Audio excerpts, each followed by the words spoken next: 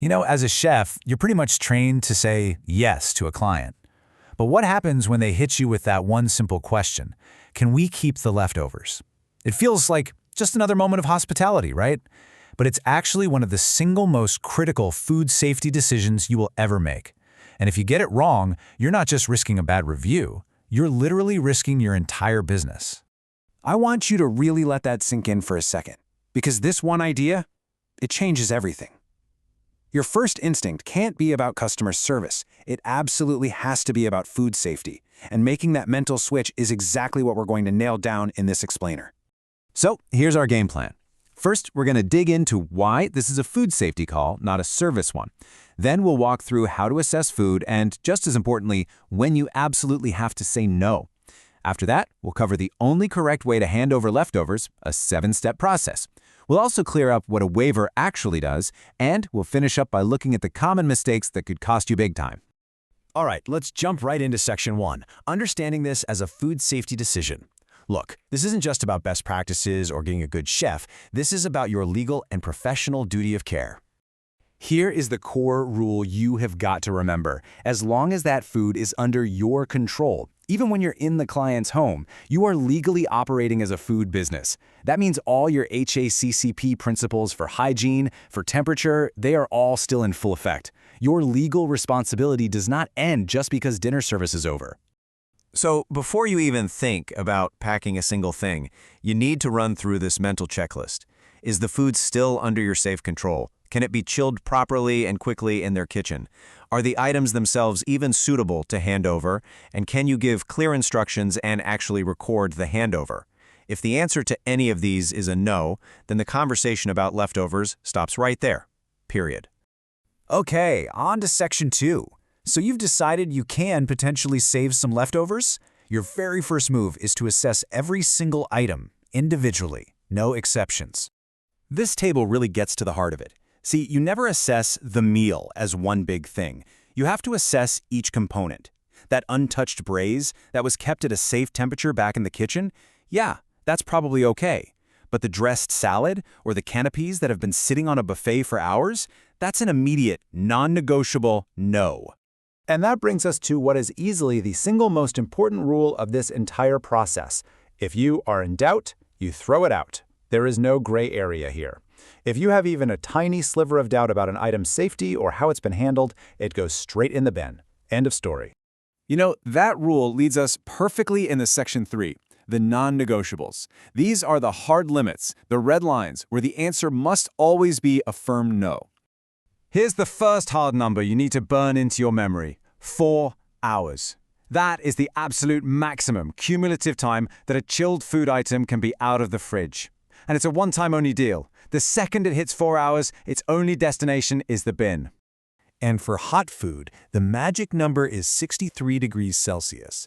If a hot item drops below this temperature for more than 2 hours, it has been in the bacterial danger zone for way too long. It simply cannot be safely served or saved. So, to sum it all up, these are your non-negotiable red flags. If hot food is dropped in temp, if chilled food has been out too long, or if you're dealing with high-risk stuff like rice that hasn't been perfectly controlled, you must refuse. Your job is to be the expert in that room and to make that professional call. Okay, let's get to Section 4. You've assessed the food, you've tossed out anything unsafe, and you've decided some items are suitable to leave. Now comes the most important part of all, following the correct 7-step handover procedure every single time. This right here is your 7-step process for every handover. Assess, cool, pack, label, explain, sign, and record. You need to think of this as a fixed operational standard, not some casual checklist you can pick and choose from. Let's zoom in on Step 2, cooling. This is an active process, not a passive one. You can't just leave a big hot pot of stew on the counter and hope for the best. You have a 2-hour window to get that food cooled and into a fridge that is 5 degrees Celsius or colder. That means splitting large batches into shallow containers to get that temperature down fast. Now, let's jump to Step 4, labeling. Just leaving an unmarked container in the fridge is completely unacceptable. A professional label, like the one you see here, has it all. What the dish is, the exact time and date it was packed, clear storage and reheating instructions, and of course, any allergen information. It leaves absolutely zero room for error. But, a great label isn't enough on its own. Step 5 is the verbal handover. You have to personally walk the client through those instructions. They need to hear it directly from you that rice must be eaten within 24 hours and other items within 48. This conversation is what officially and clearly transfers the responsibility to them. This brings us right to Section 5, and honestly, this is probably the most misunderstood part of this entire process, the waiver. So let's be crystal clear about what this piece of paper is and what it is not. This slide says it all. A waiver is not some magic shield that suddenly makes unsafe food safe. It cannot protect you if you were negligent in the first place. What it is a formal record. It is proof that you followed the correct procedure, that you gave the right instructions, and that the client officially acknowledged taking over responsibility. That's it. And finally, let's get into Section 6, the mistakes that could really cost you. Even with the best intentions, it's so easy to get this wrong, so let's quickly cover the common failures that can seriously damage your reputation and your business. Take a good look at this list, because every single one of these is a failure of the professional process we've just laid out. 2 of the absolute biggest are letting a client overrule your professional judgment, letting them decide what's fine, and forgetting to keep a signed copy of that waiver for your own records. These are mistakes you just can't afford to make. So let's bring it all together. The next time a client asks to keep the food, just remember this. Your primary role in that moment is not customer service. It is to be a food professional making a sound, defensible food safety decision. Hospitality always comes second to safety.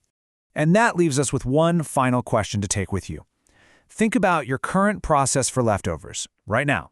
Is it just casual habit, or is it a robust, professional system that's actually designed to protect you, to protect your client, and to protect your business? How you answer that question really defines your standard as a professional chef.